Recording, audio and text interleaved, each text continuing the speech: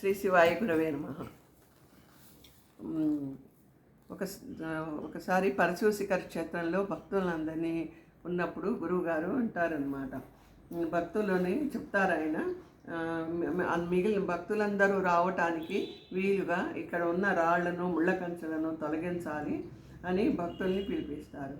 పిలిపిస్తే అక్కడికి వచ్చిన భక్తులందరూ అంకిత భావంతో ఉండకుండా వాళ్ళు అనుకుంటూ ఉంటారు, ఒకడు అనుకుంటూ ఉంటారు, భగవాన్ నా సేవ గుర్తిస్తున్నారా అని ఒకళ్ళు, భగవాన్ నా సేవను చూస్తున్నారా అని ఒకళ్ళు, భగవాన్ నా సేవను మెచ్చుకుంటారా అని ఇంకొకరు.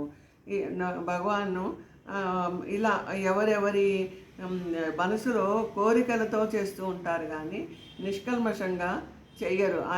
ఆయన మెచ్చుకుంటారా అని కానీ అనుకోవటమే కానీ భగవంతుడికి సేవ చేస్తున్నాం, మనం ఇక్కడ పైన ఉన్న ఈశ్వరునికి, స్వయంభూ ఈశ్వరునికి సేవ చేయటానికి భక్తులందరూ రావటానికి మనం సేవ చేస్తున్నాము అన్న ఆలోచన వాళ్ళకి ఉండదన్నమాట. అయితే ఎంతసేపటికి పొగడాలని, నా కడుపు నిండా భోజనం పెడితే బాగుండని, ఒకరు ఉద్యోగం రావాలని, ఒకరేమో భార్య మంచిది దొరకాలని, ఒకళ్ళకేమో సంతానం కావాలని, ఇలా రకరకాల కోరికలు ఉంటాయి అన్నమాట మనసు నిండా. సేవ ప్రారంభిస్తారు. అప్పుడు ముఖ్యమైన శిష్యుడు అంటారు, భగవాన్ ఇదంతా చూస్తూ ఉంటే అప్పుడు ముఖ్యమైన శిష్యుడు అంటారు, భగవాన్ అందరి కోరికలు నెరవేరుతాయా, వీళ్ళ కోరికలతోనే సేవ చేయాలని వస్తున్నారు అని అంటారు. అప్పుడు భగవాన్ అంటారు, వీళ్ళందరి కోరికలు ఎందుకు నెరవేరవు, తప్పకుండా నెరవేరుతాయి అని నవ్వుతూ అంటారు. అది అవునా బాబా అని శిష్యుడు అంటారు.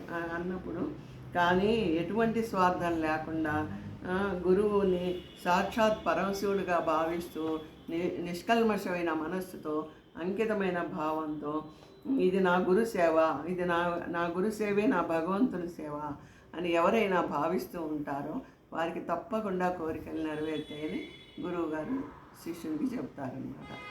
నిజమైన సేవ ఎలా ఉంటుంది అని గురువుగారిని శిష్యుడు అడుగుతారనమాట.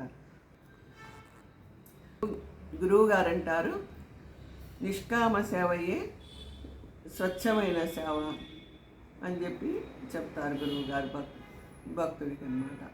అంటే మనం అంకిత భావంతో మనం ఆ భగవంతుడికి, గురువుకి సేవ చేస్తున్నామని నిర్మలమైన మనసుతో సేవ చేయటమే నిజమైన సేవ అని చెప్తారు గురువుగారు.